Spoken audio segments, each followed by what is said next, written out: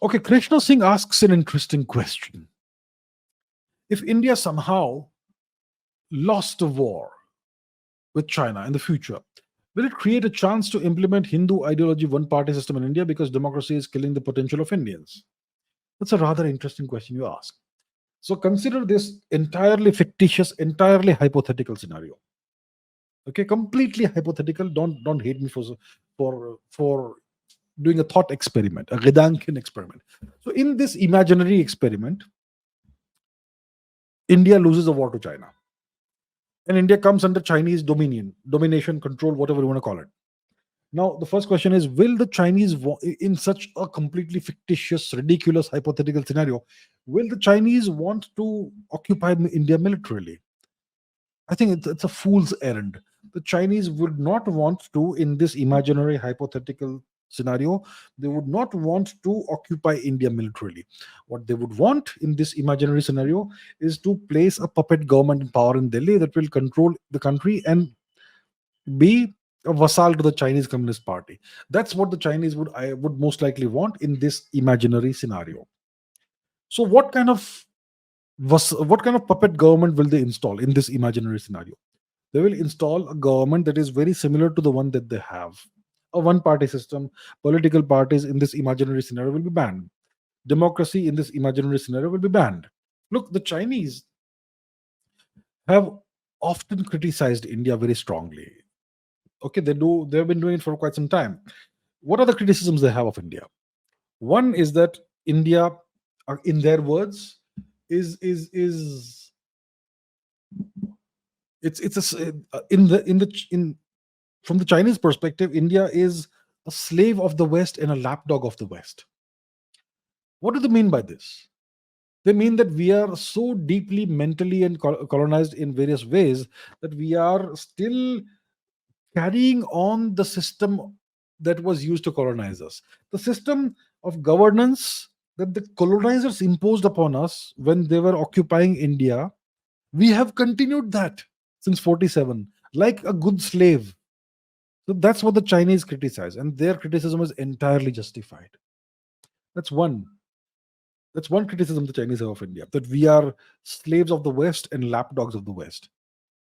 The second criticism that they have is that there's too much democracy in India. And they use India as an example of what happens when you have democracy. A country that doesn't work, that's paralyzed by 1,000 different forces pulling it in 1,000 different directions. And the end result is inertia. And that's what India is. India has never risen to its potential the past whatever years, since 47. So these are the two Chinese criticisms of India. And these are valid criticisms. But we get upset about it. Try and understand what they're trying to say. The Chinese don't hate India, they are contemptuous of India because we have not decolonized. They don't respect India because we are still like good slaves continuing to whip ourselves after the masters have gone. So, if the Chinese in this imaginary scenario win a war against India and they install a puppet government in India, it's going to be a one party system, it's going to be authoritarian, there's going to be no democracy. Will it be a Hindu system? Maybe it will. The Chinese have no issue with Hinduism. The Chinese have absolutely no issue with Hinduism. The Chinese have an issue with secularism. They don't believe in secularism. Have the Chinese implemented secularism in China? They tolerate Buddhism and the indigenous Chinese culture and religion these days. In the past, the CCP was extremely harsh on Buddhism and all religion. Today, the CCP kind of promotes Buddhism as an indigenous Chinese religion. They claim that Buddhism is indigenous to China because it's been in China for 2000 years. So now it's an indigenous Chinese religion, no longer Indian. It's Buddhism with Chinese characteristics.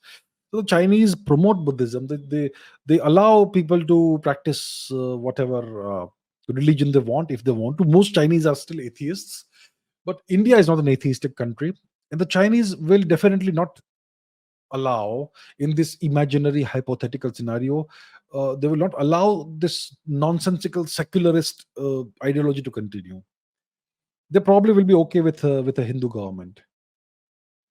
Maybe they will install a vassal state, a one party authoritarian regime, which is the Hindu regime, which actually may be a better thing for India than what we have today. I am not by any means recommending that India should uh, lose to China in a war or any such thing. I'm just saying that that's what they may actually do in this completely hypothetical, imaginary scenario. But yes, the Chinese criticisms of India are very valid. India has too much democracy, which means that India has the kind of democratic system that is inimical to India's interests. And secondly, India is, in their words, a slave of the West and a lapdog of the West, which means that we have never decolonized. And that's something they find contemptible.